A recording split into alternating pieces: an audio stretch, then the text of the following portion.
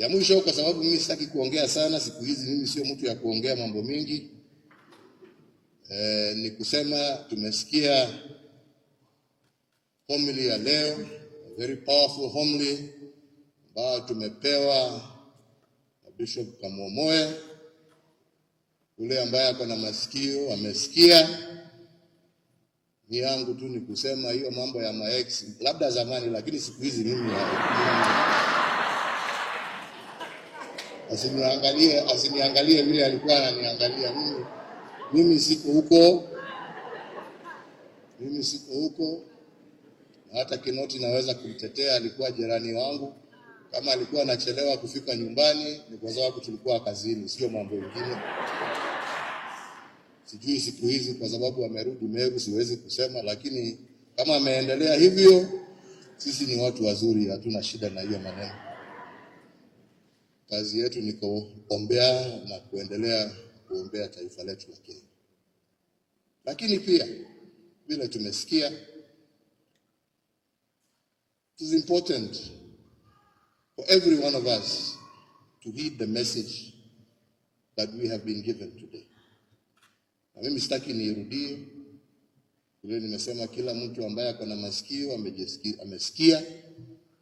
Yangu ni kusema tuendelee kuombea nchi yetu ya Kenya. Tuendelee kuombea viongozi wetu, sababu lazima tuombee viongozi wetu.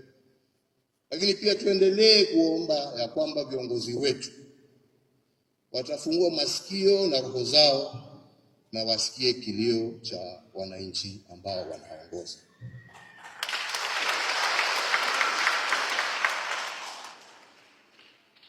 Kwa hivyo sisi siku ya leo, my Lord Bishops, and especially our chief guest today,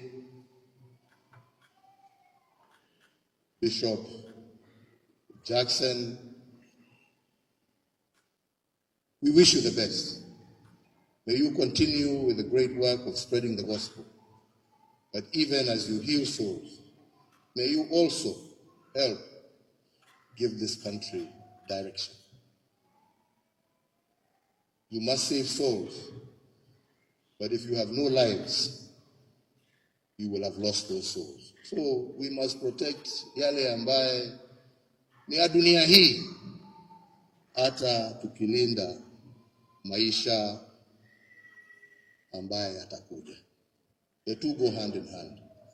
And as I've always said, you as the church have a moral responsibility to ensure that our nation stays on the right path.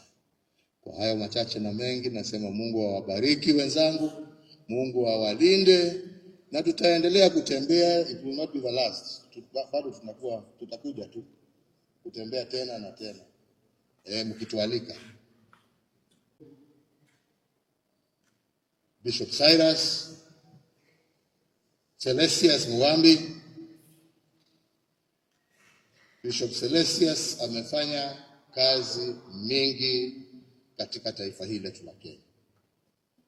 Ametuhudumia na amewahudumia hapa Meru, na hata mimi amenihudumia, kwa sababu kwa kazi hiyo ingine nilikuwa naye.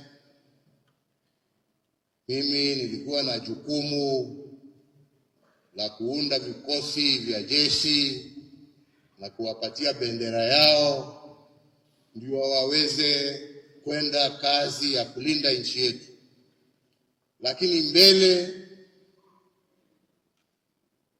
ya waende kazi, mimi nikiwapatia bendera na amri, Bishop Mugambi kazi yake ilikuwa kuombea hiyo kikosi na kuombea hiyo bendera.